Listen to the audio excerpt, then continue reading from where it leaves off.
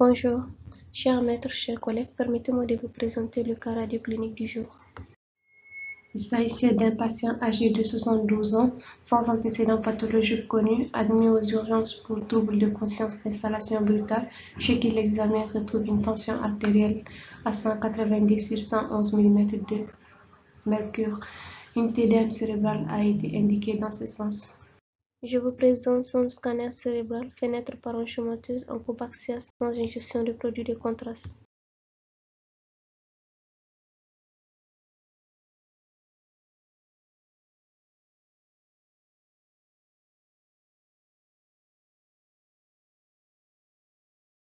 Ici, nous avons un volumineux hématome intraparenchymateux profond, hémisphérique droit, hyperdense, des contours irréguliers, entouré d'un édème périlésionnel, responsable d'un effet sur la ligne médiane du système ventriculaire, avec engagement sous-palpebral et une hydrocéphalie d'exclusion.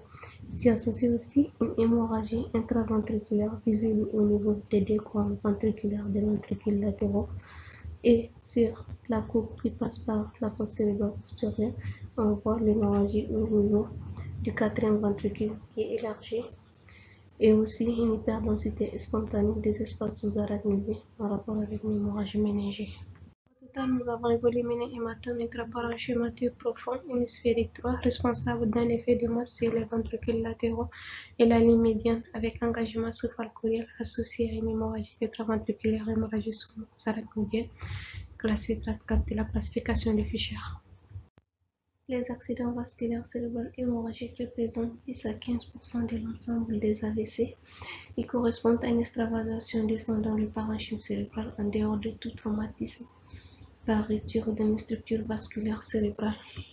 Sur le plan clinique, le tableau est connu. Il s'agit souvent d'un terrain avec des facteurs de risque. Il se manifeste généralement par un début brutal. Il s'agit souvent de troubles de conscience, de céphalée, selon la localisation de l'hématome. Sur le plan de l'imagerie, elle permet de faire le diagnostic positif et le diagnostic étiologique, que ce soit sur le scanner cérébral ou l'IRM cérébral. Et pour le bilan étiologique, c'est l'angioscanner cérébral ou l'IRM cérébral, ou parfois l'angiographie cérébrale si ces deux techniques ne sont pas concluantes ou pour réaliser un traitement endovasculaire. Scanner cérébral, c'est l'examen réalisé en première intention. Il est accessible en urgence, très sensible. Le scanner fait sans injection de produits de contraste met en évidence une hyperdensité spontanée au sein du parenchyme cérébral qui peut être entouré d'œdème périlésionnel, réactionnel et peut être responsable également d'un effet de masse en fonction de la taille ou du volume de l'hématome. L'hémorragie peut également intéresser les espaces sous-arachnoïdiens, c'est l'hyperdensité spontanée au niveau des méninges. L'hémorragie peut également intéresser les ventricules, donc c'est aussi à rechercher. L'IRM est plus sensible à la phase subaiguë ou pour la recherche des hémorragies méningées de faible abondance et la recherche étiologique grâce à ces séquences angio-IRM, surtout l'angio-IRM artériel. Les étiologies des AVC hémorragiques sont nombreuses. Chez le sujet âgé vient en premier l'hypertension artérielle. Les hématomes de l'hypertendie siègent en profondeur au niveau des noyaux gris centraux avec des contours irréguliers, généralement associés à des hémorragies intraventriculaires et des hémorragies sous-arachnoïdiennes. Deuxième, nous avons l'angiopathie amyloïde. Les hématomes sont à prédominance cortico-sous-corticale, plus périphérique, entourés souvent d'un œdème en doigt des gants. Nous avons aussi les malformations vasculaires, c'est beaucoup plus sur l'apanage du sujet jeune. Il peut s'agir d'un anévrisme cérébral.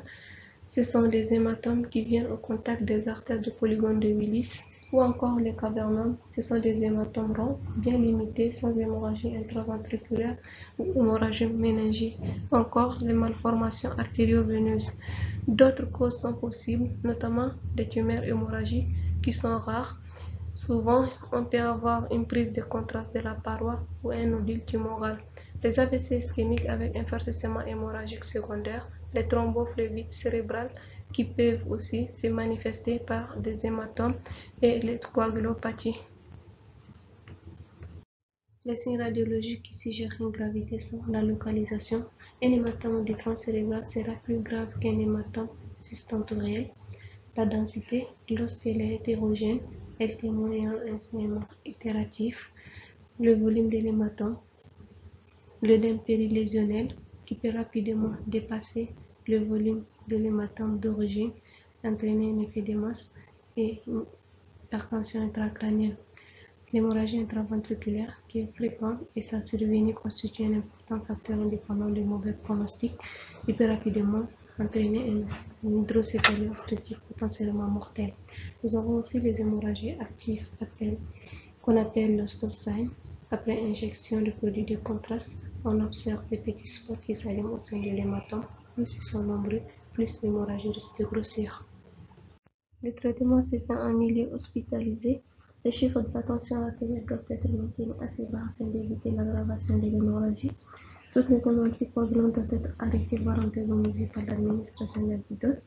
Le traitement chirurgical en fonction de l'étiologie et un traitement endovasculaire si nécessaire.